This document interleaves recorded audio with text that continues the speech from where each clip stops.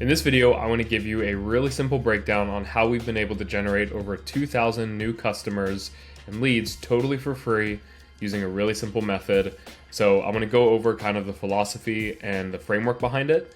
Then I want to show you the one thing inside of the ads manager that's allowed us to test a lot of things quickly to get better results.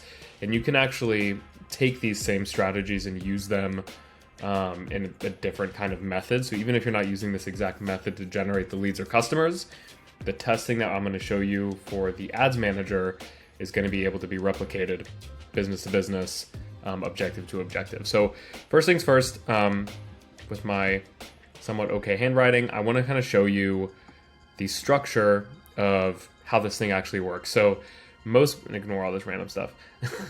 Most businesses, this is kind of the funnel that they have to generate new customers. So most business owners, what they do is they spend a little bit of money up here. They will deliver something for free. They'll give some value, they'll pitch, and then they'll get a customer. Now, what happens in most cases with businesses doing this is they'll spend, let's say in this case, $2. They give something away for free. They give some good value. They pitch, but they end up getting a customer, and it's about break even. Sometimes they'll make a little bit of money.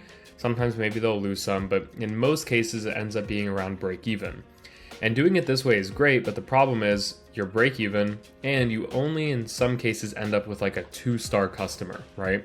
You don't end up with the best of the best customer because the process that you took them through is just to get them to the pitch. All this stuff usually is just flab, and it just rushes people through the process just to get them to pitch as soon as you possibly can. So the better way to kind of go about this is to go about it this way. So what you do instead is you should teach, give a ton of value, all for free, whether that's on your email list, podcast, YouTube, social media, it doesn't matter.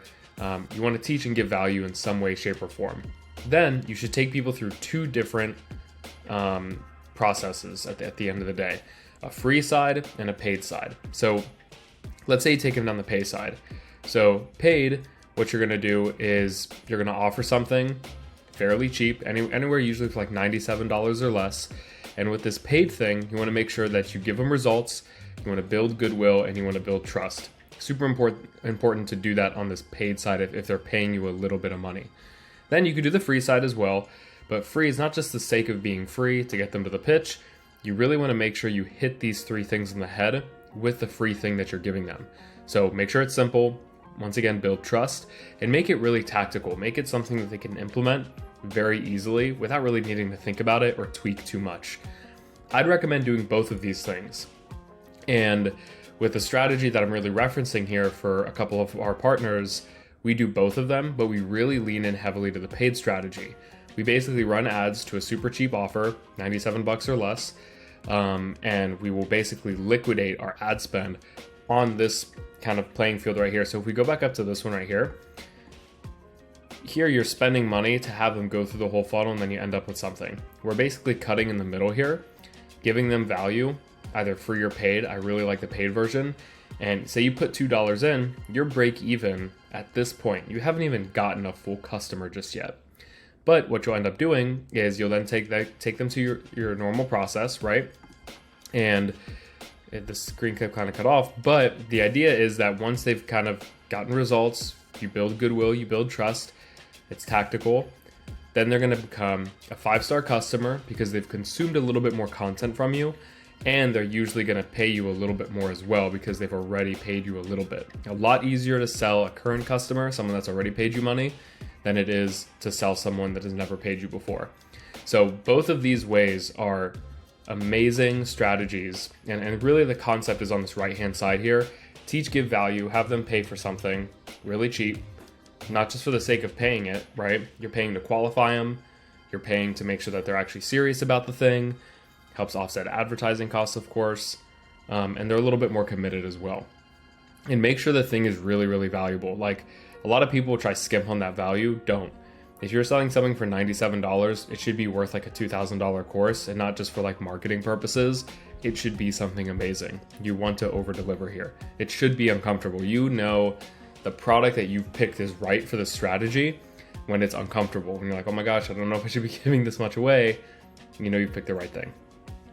So let's say you've picked your product, let's say you've got kind of your funnel set up, super simple, you're selling this low ticket offer and you start running ads for it. What's the best strategy to actually, on the media buying side, to make this thing work as effectively as possible?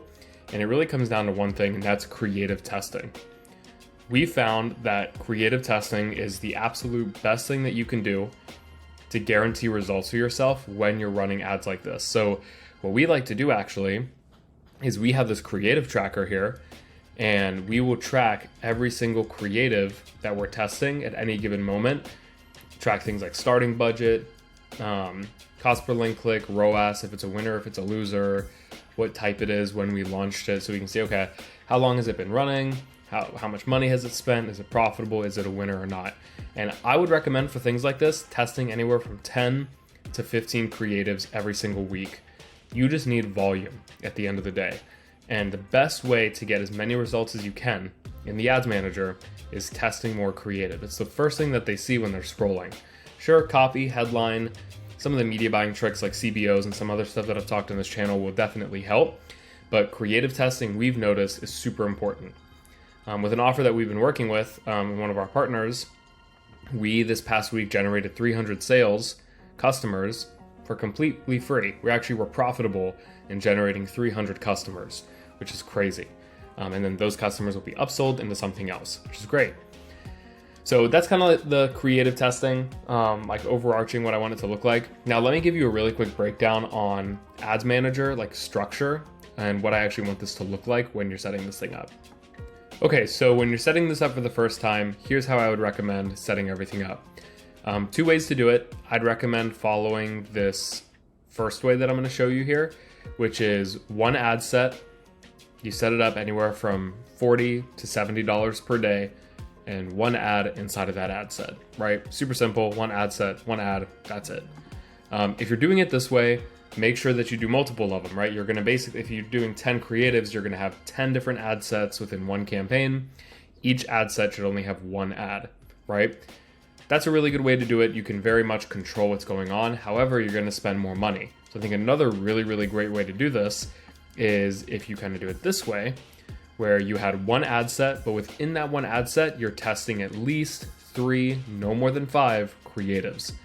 And this tends to work really, really well on top of everything, because if you can test for $70, 3 creatives, you're gonna get a lot more data quicker versus trying to split that $70 between 10 creatives individually.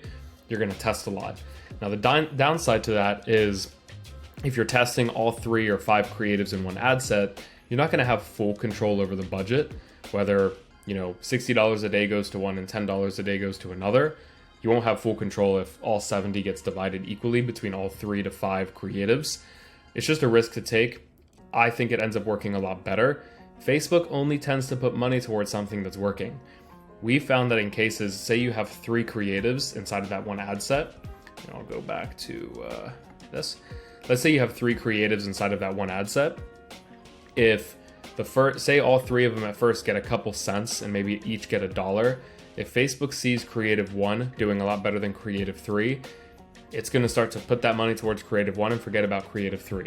Even with only $1, if it's not getting those initial conditions, which is what Facebook runs off of, it's going to start to pour into that. We've actually separated, so we've had a time where we did put 3 to 5 creatives in one ad set.